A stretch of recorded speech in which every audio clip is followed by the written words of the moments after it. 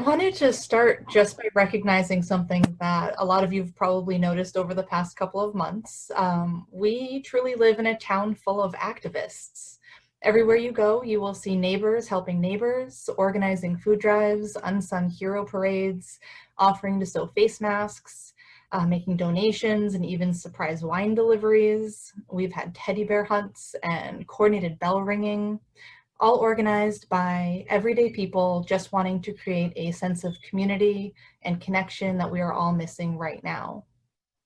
Many of us have heard the quote from Mr. Fred Rogers of Mr. Rogers' Neighborhood, where he says, "When I was a boy and I would see scary things in the news, my mother would say to me, 'Look for the helpers.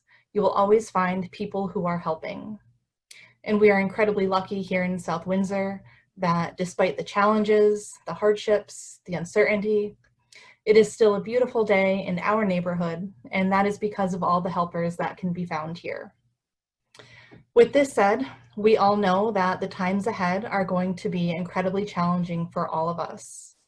For the small businesses who will be struggling to recover and keep their doors open, school administrators who will be coming up with plans to safely educate our children in the fall, knowing that no plan will perfectly serve every child, college students who are dealing with uncertainty in their education and living situations, and parents who don't know what their employment or childcare will look like over the coming months.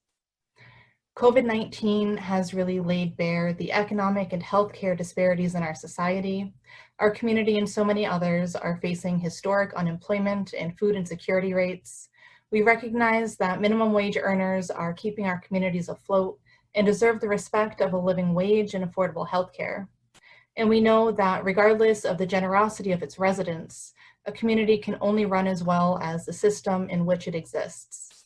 A community is stronger when our neighbors do not have to choose between paying a medical bill or the electric bill, or between going to their jobs with inadequate PPE or staying home to take care of a vulnerable loved one. We are all better when no one needs to choose between paying for college for our children, a nursing home for our parents, or saving for our own retirement.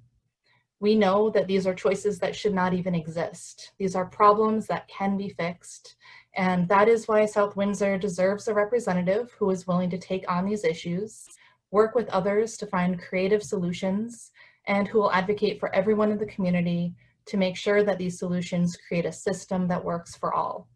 I'm ready to be that advocate, and I'm excited to get to work for a stronger community. I'm honored to accept this nomination, and I'm grateful for all of your support. It is truly humbling to be entrusted with this responsibility. When I had decided to run earlier in the year, I was ready for the hard work. I really obviously had no idea what was about to come. I had looked forward to meeting people around town and talking to them at house parties and on doorsteps, not necessarily through Zoom calls and Facebook Live.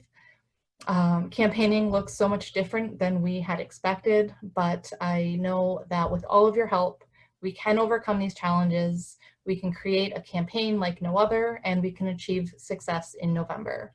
So I thank you again for all of your support and for everything you've done so far. Thank you.